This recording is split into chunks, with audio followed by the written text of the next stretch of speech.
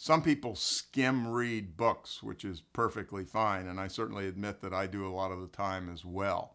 But I was recently reading a Philip Roth book called American Pastoral, and I absolutely slowed down to a crawl. And the reason I did was that it was so clear that every single word was chosen with such incredible precision. And yes, I do write for a living, and so maybe I shouldn't be making this particular rant, but I am blown away by the power of powerful and carefully crafted writing.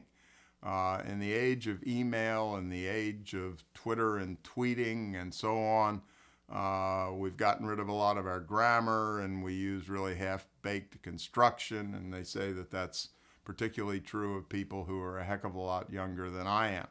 I don't deny that for a minute, nor do I deny that that's the way I make it through life in modern communication as well.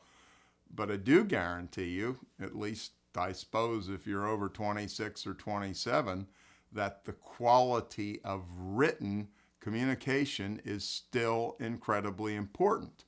And most of our executives, or many of our executives, are in their 40s or their 50s, and particularly if one is communicating with people like that. There's very good news. I'm an engineer. I was trained as an engineer. When I got out of my engineering school, which incidentally was Cornell, and I say that because it was a terrific school that made me a much worse writer than when I arrived from high school, I couldn't put together an articulate paragraph. I do not confuse myself today with Philip Roth, believe me, but I write a heck of a lot better than I did 20 or 30 years ago. And 99.7% of the reason, no surprise, is I do it a lot. Writing can be worked on. Writing should be worked on.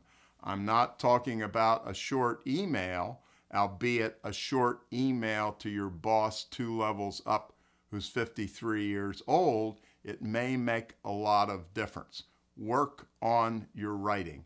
I believe, and you'll never convince me otherwise, it is a timeless and powerful skill.